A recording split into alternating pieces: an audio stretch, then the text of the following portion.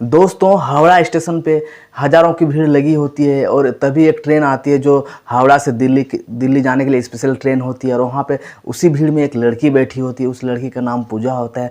और तभी वहाँ पे जैसे ट्रेन आती है तो वहाँ रवाना होने के लिए तभी हज़ारों भीड़ से एक उसका जो 8 साल पुराना पति होता है वो उसको पूजा को देख लेता है, जिसका नाम प्रदीप होता है।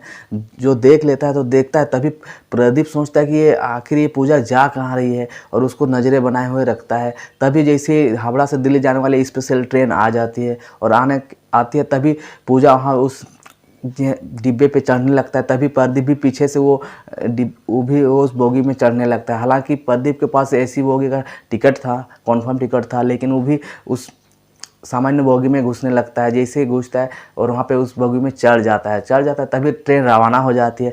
और पूजा को दूर से ही देखता है तो पूजा एक सीट पे, उसका रिजर्वेशन वाला एक सीट होता है जिसमें वो अकेले जाकर बैठ जाती है। और प्रदीप तभी देखने की कोशिश करता है कि इसके साथ आखिर कौन है साथ में।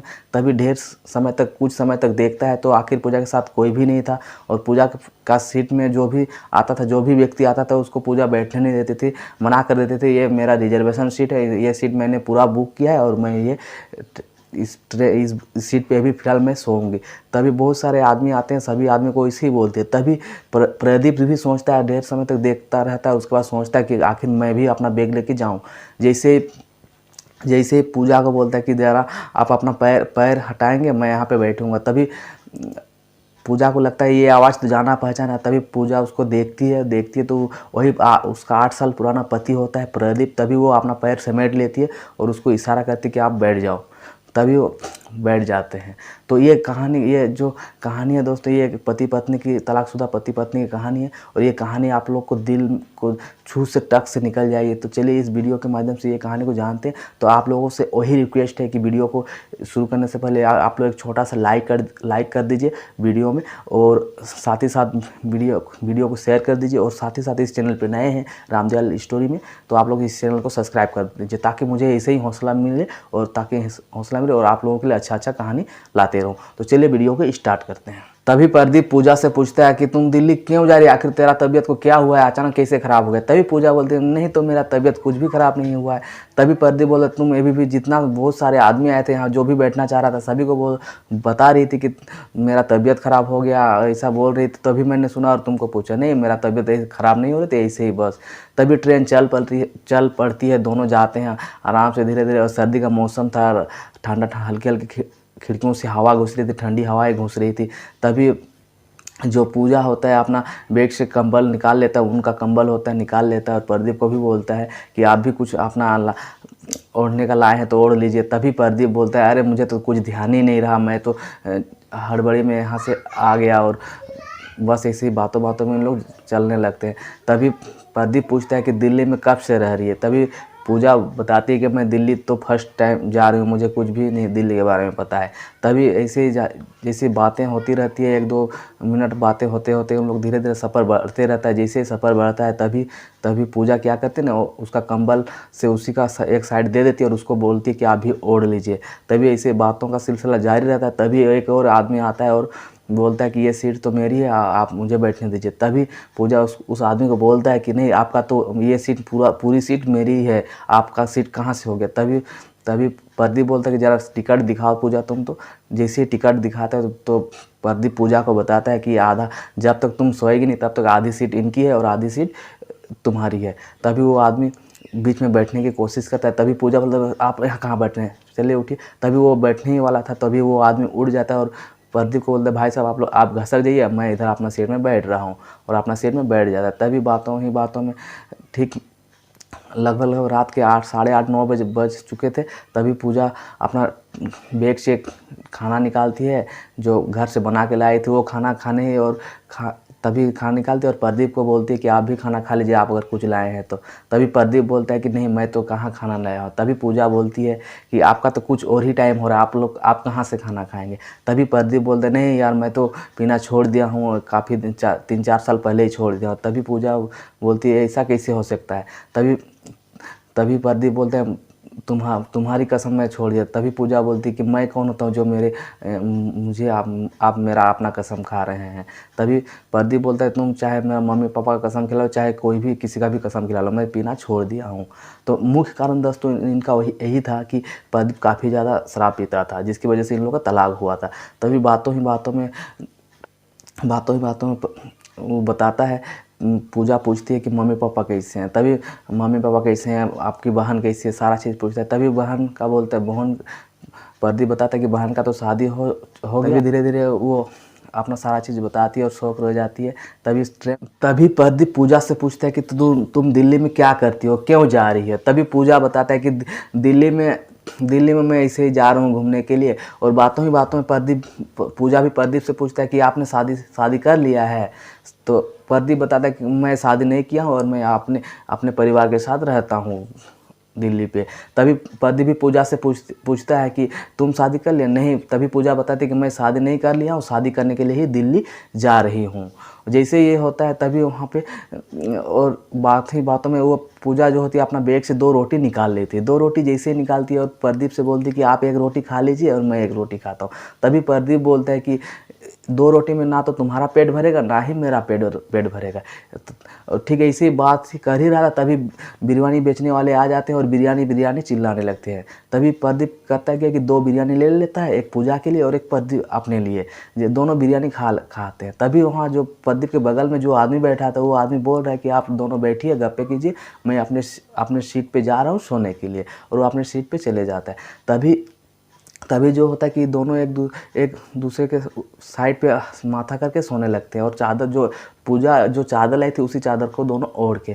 तभी प्रदीप अपने मन से सोचता है, उसको पूरी रात सो नहीं पाता है। वो सोचते हैं आखिर पूजा दूसरी शादी करने जा रही है, आखिर अगर मेरे साथ ही रहते तो कितना अच्छा होता। और पूजा भी सोच रही कि ये चलो ये प्रदीप जो है सुधर चुका है और अपना ज़िंदगी हंसी खुशी बिताएगा।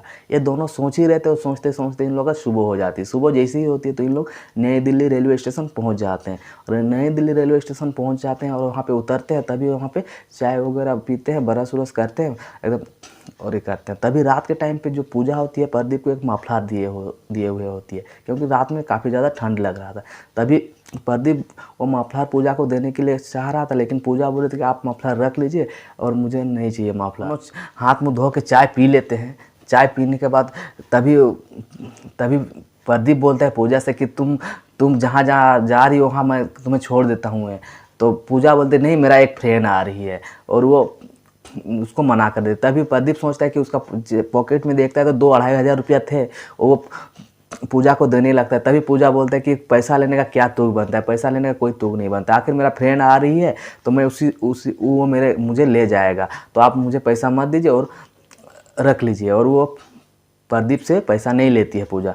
तभी वो प्रदीप चला जाता है और उसी टाइम पे जो पूजा की फ्रेंड होती है सरिता, वो आ जाती है। जैसे सरिता आ जाती है तो सरिता बोलती है कि तू ट्रेन का सफ़र कैसा रहा। तभी पूजा बताती है अरे क्या बताऊँ, ट्रेन का सफ़र तो काफ़ी अच्छा रहा, कोई भी दिक्कत नहीं हुआ, लेकिन जो मुझे पुराना जो वही मेरा तलाकशुदा पति था वही भटकते भटकते वो मेरे सीट पे आ गया, उसके पास भी टिकट नहीं थे। तभी बोलता है कि और तभी पूजा बोलती है वो हैरान लग रहा था क्योंकि काफ़ी कुछ कहना चाह रहा था लेकिन बोल नहीं पाया।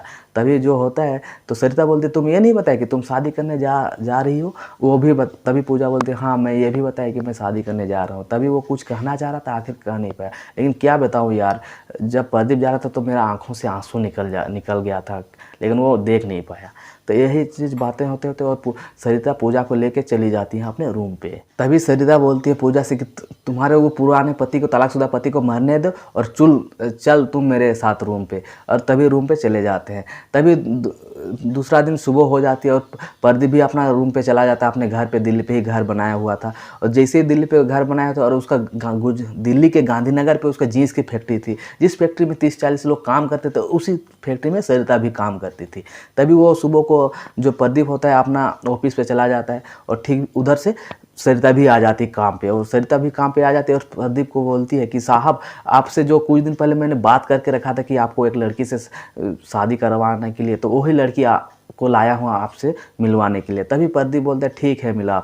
और जो सरिता होती है वो सरिता इतना चालाक लड़की होती है कि प्रदीप को बता के रखी थी कि आपको एकदम सुंदर सा एक सुंदर सुशील लड़की जो इसका कभी भी शादीशुदा नहीं है, बिना शादीशुदा हुए लड़की को आपसे शादी करवाना है। ये प्रदीप को सारा चीज़ बता के रखी थी। तभी वो जैसे सरिता होती है अपना सहेली को पूजा को लेके प्रदीप के केबिन पे घुसती है। जैसे ही प्रदीप के केबिन पे घुसती है तो प्रदीप का पूजा को देख के एकदम पूरा खुश हो जाता है। इधर जो होती है पूजा प्रदीप को देख के एकदम हक्का बक्का रह जाती है। तभी वो दोनों मिलते हैं और बात करते हैं और सरिता को बोलते हैं कि तुम अपने काम पे चले जाओ, हम दोनों बात कर लेंगे। तभी सरिता बोलती पूजा से, क्या तुम साहब के साथ अकेले में बात करना पसंद करोगे? तो पूजा भी उधर सिर से हाँ हिलाता है और मुस्कुराता है और तभी वो दोनों बातें करने लगते हैं। और वहाँ पे बातें करते करते प्रदीप बोलते हैं पूजा से, ओ अच्छा तुम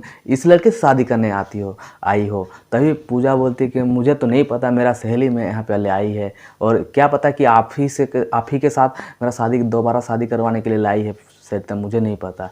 तभी प्रदीप जो होता है कि सरिता को बुलवाता है किसी वर्कर से और सरिता आ जाती है और सरिता को बोलता है कि सरिता तुम मेरा भगवान से कम नहीं हो, तुम इतना बड़ा काम की हो, तुमको क्या बताएं मैं।